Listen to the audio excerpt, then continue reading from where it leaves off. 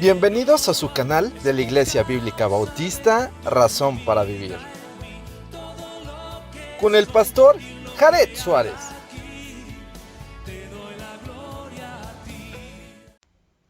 Bienvenidos a su canal de la Iglesia Bíblica Bautista, Razón para Vivir. Hoy vamos a iniciar la segunda epístola del apóstol Pablo a Timoteo. Y el capítulo 1 se titula o tiene un subtítulo, Salutación. Vamos a leer este capítulo y vamos a ver qué temas nos tiene y cómo lo podemos aplicar a nuestra vida.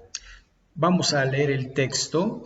Pablo, apóstol de Jesucristo, por la voluntad de Dios, según la promesa de la vida que es en Cristo Jesús, a Timoteo, amado Hijo, gracia, misericordia y paz de Dios Padre y de Jesucristo nuestro Señor.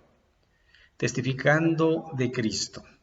Doy gracias a Dios, el cual sirvo desde mis mayores con limpia conciencia, de que sin cesar me acuerdo de ti en mis oraciones, noche y día, deseando verte, al acordarme de tus lágrimas, para llenarme de gozo, trayendo a la memoria la fe no fingida que hay en ti, la cual habitó primero en tu abuela Loida y en tu madre Eunice, y estoy seguro que en ti también. Por lo cual te aconsejo que avives el fuego del don de Dios que está en ti por la imposición de mis manos, porque no nos ha dado Dios espíritu de cobardía, sino de poder, de amor y de dominio propio. Por tanto, no te avergüences de dar testimonio de nuestro Señor, ni de mí, preso suyo, sino participa de las aflicciones por el Evangelio, según el poder de Dios, quien nos salvó y llamó con un llamamiento santo, no conforme a nuestras obras, sino según el propósito suyo y la gracia que nos fue dada en Cristo Jesús antes de los tiempos de los siglos, pero que ahora ha sido manifestada por la aparición de nuestro Salvador Jesucristo, el cual quitó la muerte y sacó a la luz la vida y la inmortalidad por el Evangelio, del cual yo fui constituido predicador, apóstol y maestro de los gentiles, por lo cual asimismo padezco esto, pero no me avergüenzo, porque yo sé a quién he creído y estoy seguro que es poderoso para guardar mi depósito para aquel día. Retén la forma de las sanas palabras que de mí oísteis en la fe y amor que es en Cristo Jesús. Guarda el buen depósito por el Espíritu Santo que mora en nosotros. Ya sabes esto, que me abandonaron todos los que están en Asia, de los cuales son Figelo y Hermógenes.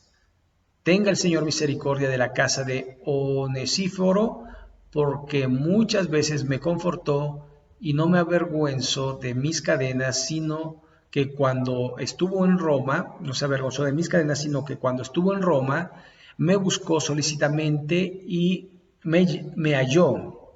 Concédale el Señor que haya misericordia acerca del Señor en aquel día, y cuando nos ayudó en Éfeso, tú lo sabes mejor. Muy bien, pues vamos a orar a nuestro Dios y vamos a comenzar a analizar este texto. Acompáñeme a orar. Bendito Padre Celestial, te damos gracias por tu palabra y te rogamos que nos guíes a través de ella, que podamos, Padre, entender lo que tú quieres en nuestra vida y que podamos ponerlo en obra para la gloria y la honra de tu bendito y santo nombre. Señor Jesús, guíanos y háblanos en el nombre tuyo, en el nombre de Jesús. Amén. Muy bien, pues aquí estamos. Pablo, un poquito acerca del contexto de la epístola, aproximadamente escrita en el año 66-67, después de nuestro Señor, y en la cárcel. Pablo fue llevado a Roma y allí en Roma escribió una carta personal a Timoteo que probablemente estaba en Éfeso. Y Timoteo, la segunda carta, tiene 4 capítulos y tiene pues muchas aplicaciones de la vida futura que de alguna forma nos pueden ayudar en nuestra vida en el día de hoy, no para tanto saber lo que va a acontecer, sino cómo vivir el día a día para la gloria y honra de nuestro Dios. Y entonces aquí tenemos Pablo. Recuerde que la palabra Pablo quiere decir pequeño, y es que su nombre antes era Saúl o Saulo de Tarso, y ahora tiene un nombre pequeño por ser de alguna manera él considerado el más pequeño de los apóstoles, aunque a nuestro punto de ver es uno de los más grandes por la cantidad de epístolas y de doctrina que nos dejó para que nosotros pudiésemos cumplirla, y él asimismo se dice como un abortivo allí en la primera carta a los Corintios capítulo 15, que Jesús se le apareció, ¿verdad? Camino a Damasco. Entonces dice Pablo, apóstol de Jesucristo, apóstol, uno que ha sido llamado para ser enviado y es de Jesucristo, le pertenece a Jesús y de alguna forma hace lo que el Señor quiere que haga. Así que por eso dice, por la voluntad de Dios, según la promesa de la vida que es en Cristo Jesús. Y aquí es algo muy interesante, porque aquí en pocas palabras está entremetido el evangelio, la promesa de la vida. ¿Cuál vida? La vida eterna, la vida después de esta vida que es en Cristo Jesús. ¿Sabe? Si vemos la palabra de Dios, podríamos decir que la palabra de Dios es muy austera en el sentido de que no tiene tantos adornos, sino que dice que es lo que es y se acabó.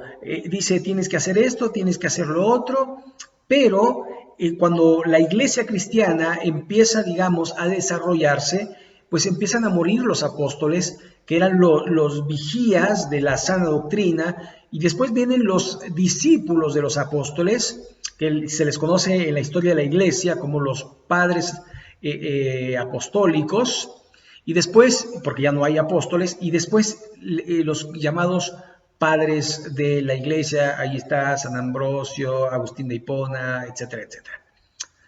Allí, de alguna manera, podemos ver y entender cómo la iglesia empezó a dejar la Biblia para ir en base a sus propias experiencias, y empezó a decir, bueno, mira, pues pídele a San Pedro, pídele a San Juan, pídele a San Pablo, pero como después la población mundial, digamos, creció, entonces tenían que agregar más santos para que no saturaran al pobre San Pedro, al pobre Juan, al pobre San Pablo, ¿no?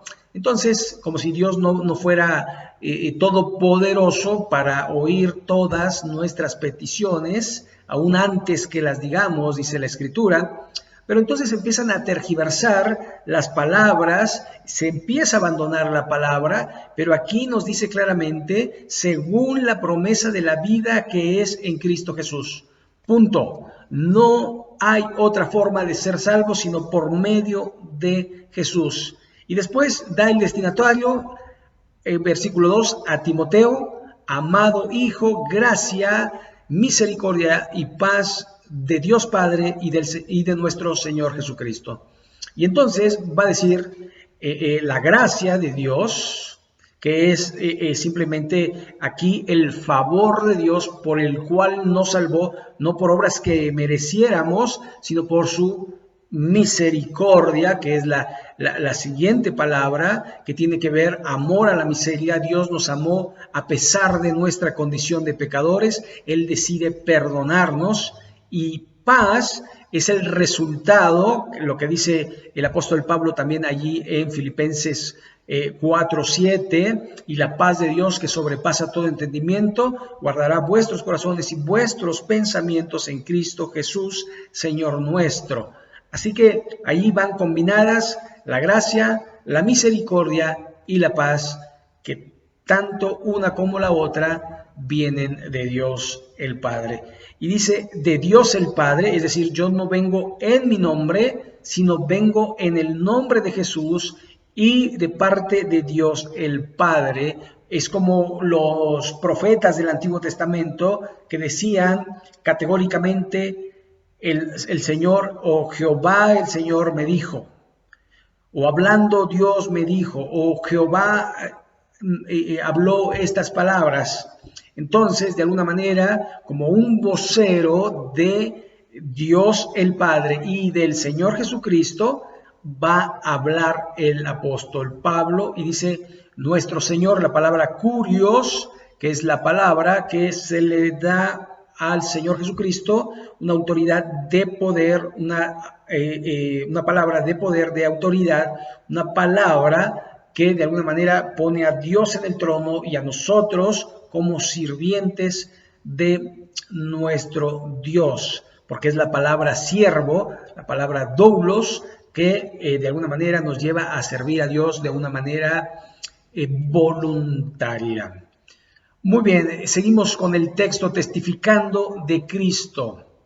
Doy gracias a Dios, a quien da gracias el apóstol Pablo, a Dios, a quien debemos de dar gracias nosotros constantemente, a Dios. ¿Por qué razones?